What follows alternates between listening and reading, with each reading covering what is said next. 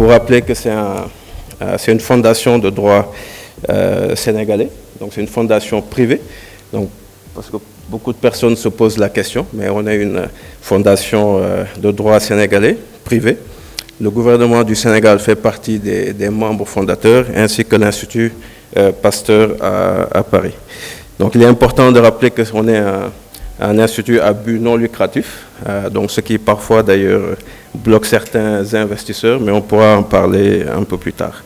Le deuxième élément aussi important, c'est que depuis 2010, on est aussi déclaré d'intérêt public, donc ce qui est un élément important de notre ADN à travailler donc pour le service public. Donc en termes de mission, aujourd'hui on est sur la recherche. Donc ça c'est l'activité la plus connue donc des instituts Pasteur. Le deuxième élément aussi ou pilier d'activité, c'est la santé publique. Donc on est relativement connu pour ça aussi, donc sur tous les terrains d'épidémie au Sénégal, mais également en Afrique. Et puis également une activité plus connue au Sénégal qui est la partie service. Donc on a un centre de vaccination international et puis également un laboratoire d'analyse médicale. Mais également nous faisons énormément de formations. Nous recevons une centaine de stagiaires chaque année. Le cinquième pilier des activités de l'Institut Pasteur concerne donc la pharmacie, l'industrie pharmaceutique, pardon. Donc une activité industrielle que nous avons commencé maintenant depuis plus de 80 ans. Et nous produisons donc depuis 1937 le vaccin contre la fièvre jaune. Et donc depuis quasiment une quinzaine d'années, on a entamé un processus d'industrialisation pour augmenter nos capacités et servir nos différentes populations, que ce soit au Sénégal, mais également en Afrique. Et donc dans ce processus d'industrialisation, nous avons fait un certain nombre de projets. Donc je veux citer le projet Garap, donc le premier qui était un projet de refurbishment de notre actuelle unité. Donc on a eu à faire deux projets là-dessus. Le projet Africa Marine, donc il y a un projet d'augmentation de nos capacités de production de la vaccin contre la fièvre jaune. Donc on souhaite passer de 5 millions de doses actuellement à près de 30 millions, qui correspond à peu près aux besoins en Afrique.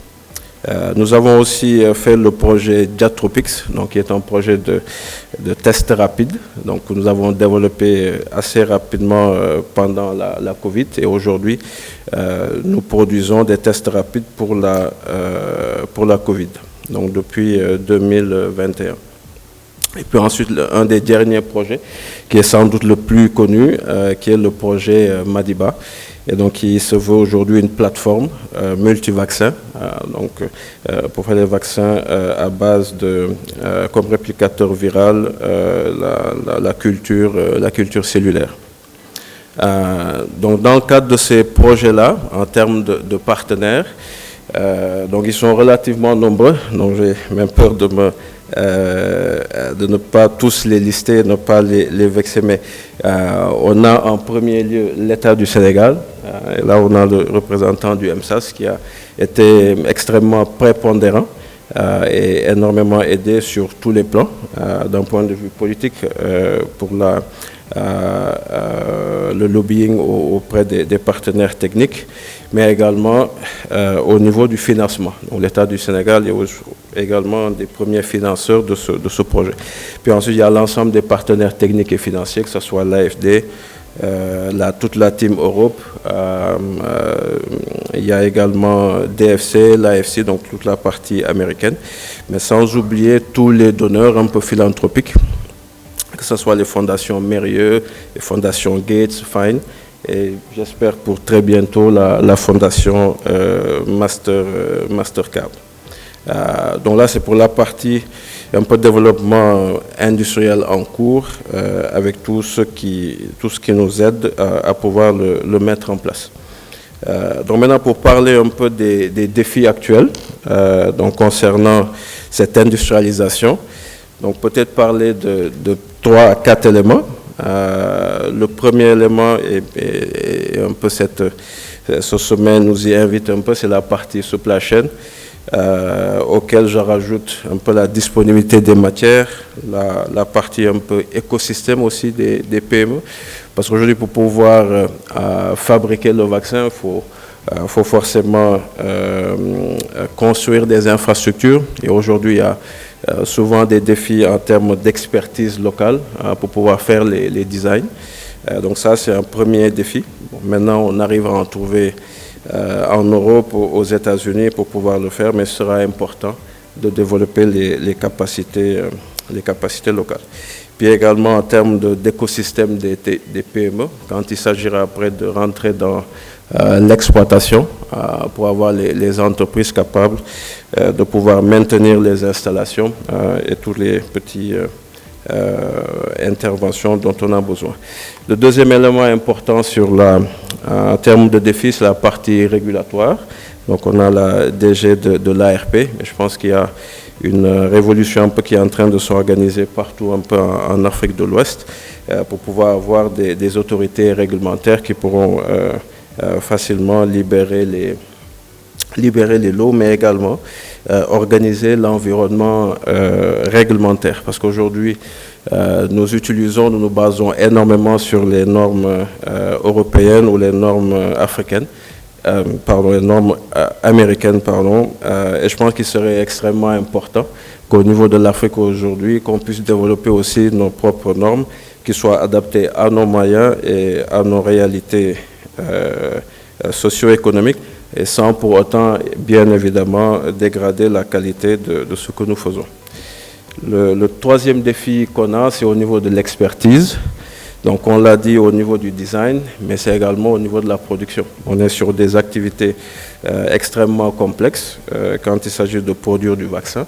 Et ce n'est pas pour rien qu'on ne soit pas extrêmement nombreux, y compris dans le continent, à produire du vaccin. Et donc ça, c'est un axe extrêmement important, même pour nous aujourd'hui, au niveau du projet Madiba. On est une centaine de personnes. Et d'ici un an, cet effectif-là doit tripler pour permettre d'arriver à nos objectifs de production en routine d'ici donc début 2024. Et donc cette partie d'expertise-là concerne aussi la partie tech transfert. Donc ce qui est sûr, c'est qu'on n'a pas la technologie aujourd'hui pour faire certaines productions, et on a besoin de ce transfert de technologie de la part des partenaires industriels européens et américains. Et ce tech transfert-là devra forcément s'accompagner d'un développement de capacité au niveau R&D, et qui est aujourd'hui assez faible. Et on pourra y revenir peut-être sur le quatrième point de mon intervention, sur le plaidoyer. La R&D étant un élément extrêmement important pour le futur et pour asseoir donc cette industrie pharmaceutique que nous souhaitons en Afrique. Le quatrième défi, et qui est sans doute le plus important, c'est le financement. Donc là, ça mériterait tout un sommet aussi pour parler que de ça. C'est un gros défi. Donc aujourd'hui, on est sur des besoins extrêmement importants, et on parle de centaines de millions de dollars ou d'euros pour chacun des projets aujourd'hui qu'on peut avoir. Donc je l'ai dit au début de mon propos, l'État du Sénégal a été extrêmement présent et nous a beaucoup aidé et continue à nous accompagner dans nos différents projets. Et donc par rapport au financement, il y a plusieurs aspects sans doute à prendre en compte, qu'on n'aura pas le temps sans doute de développer ici, mais un des points, c'est le marché, parce qu'en général, voilà, c'est bien de produire, mais derrière, il faut s'occuper du marché, mais le marché du vaccin est assez particulier, parce que ce n'est pas forcément les États aujourd'hui qui achètent, et il y a peut-être un peu de révolution à faire à ce niveau.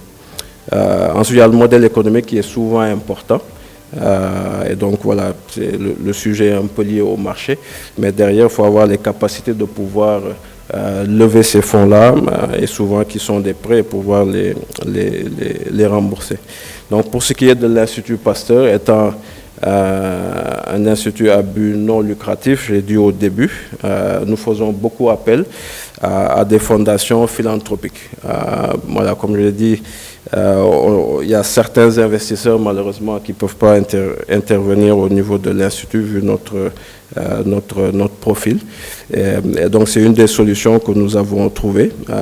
Et ça, voilà, on ne remerciera pas assez nos différents partenaires. Ensuite, on essaie de profiter aussi des partenariats publics-privés. Et aujourd'hui, Madiba est un des exemples de ce partenariat. Alors, on n'est pas dans le cadre d'un partenariat public-privé classique, mais on peut parler de coopération entre le public et le privé, parce qu'aujourd'hui, l'État nous accompagne, mais il ne prend pas part forcément à l'activité ou au remboursement ensuite du prêt. Donc on parlera plus de coopération ou d'accompagnement pour pouvoir lever ces fonds-là. Mais c'est un élément extrêmement important pour que l'État rentre dans ce type de projet. Parce qu'aujourd'hui, on l'a vu par rapport à l'épidémie de Covid. Je pense que personne aujourd'hui n'a essayé de faire l'évaluation de l'impact de cette pandémie, et qui est sans doute à plusieurs milliards. Et ça me fait penser, ou en tout cas introduit un plaidoyer qu'on aimerait faire un peu sur cette partie de vaccins. Et aujourd'hui, pour nous, en tout cas au niveau de l'Institut, le souhait, ou en tout cas l'objectif est aujourd'hui de produire un maximum de vaccins, mais à faible coût pour les populations et pour que ça soit accessible. Donc si on prend l'exemple de la fièvre jaune que nous produisons au Sénégal, on a un taux de vaccination qui fait qu'aujourd'hui il n'y a pas d'épidémie. Mais par contre, on sait que le réservoir de la fièvre jaune est existant en Afrique comme en Amérique du Sud et ne peut pas être éradiqué dans un contexte de shortage en termes de vaccins. Et si c'était arrivé, on aurait eu quasi la même chose peut-être que la Covid, et ce risque est permanent. Et donc ça montre sur la fièvre jaune et sans doute sur d'autres maladies que la vaccination est extrêmement importante, et le monde gagnerait à ce que le taux soit élevé pour la plupart des maladies. Et ça me fait reparler, et c'est le dernier point de mon intervention, sur la partie R&D.